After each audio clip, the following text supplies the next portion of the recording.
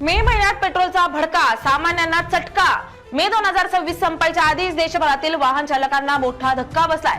Petrol, diesel आणि सीएनजीच्या दरांमध्ये झालेल्या सलग वाढीमुळे सामान्य माणसाच्या महिन्याचं बजेट पुन्हा एकदा कोलमडताना दिसतंय।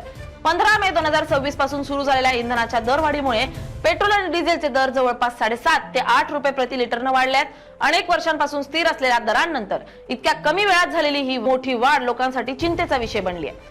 Indian oil corporation, Bharat petroleum आणि हिंदुस्तान पेट्रोलियम सारख्या सरकारी तेल कंपन्यांनी आंतरराष्ट्रीय क्रूड ऑइल प्राइसेस वाढवल्यामुळे हे दर वाढल्याचं सांगितलं जात आहे। 15 मे रोजी थेट 3 रुपये प्रति लिटरची मोठी वाढ करण्यात आली आहे। त्यानंतर 19 मे आणि 23 मे रोजी पुन्हा 90 पैशांची वाढ झाली आहे। पण सर्वात मोठा धक्का 25 मे रोजी बसलाय, जेव्हा पेट्रोल 2 रुपये 61 पैसे आणि डिझेल 2 रुपये 71 पैसे प्रति लिटरनं महागलाय। पण फक्त पेट्रोल डिझेलच नाही, सीएनजी वापरणाऱ्यांनाही मोठा फटका बसलाय। मे महिन्यात सीएनजीचे दर तब्बल 6 प्रति किलो पर्यंत वाढलेत आणि याचा परिणाम फक्त वाहनांपुरता मर्यादित राहत नाही। इंधन महागलं की ट्रान्सपोर्ट महागतो, ट्रान्सपोर्ट महागला की भाज्या, दूध, किराणा, ऑनलाईन डिलिव्हरीज, टॅक्सी फेअर, सगळ्याच गोष्टींचे रेट्स हळूहळू वाढू लागतात। म्हणजेच पेट्रोल पंपावर लागलेली आग शेवटी थेट घराच्या किचन पर्यंत पोहोचते।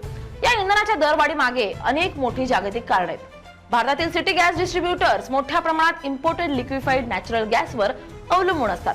पण सध्या वेस्ट एशियामध्ये सुरू असलेल्या तणावामुळे जागतिक गॅस सप्लाय चेन्सवर मोठा परिणाम झालाय। त्यामुळे इंटरनॅशनल नॅचरल गॅस प्राइसेस सातत्याने वाढत आहेत। त्यातच भारतीय रुपया डॉलरच्या तुलनेत कमजोर झाल्यामुळे इम्पोर्टेड फ्युएल आणखी महाग पडतंय। म्हणजेच बाहेरून येणारा गॅस आणि क्रूड ऑइल खरेदी करण्यासाठी भारताला जास्त पैसे मोजावे लागतात आणि शेवटी त्यांचं ओझं सामान्य नागरिकांच्या खिशावर येताना दिसतंय।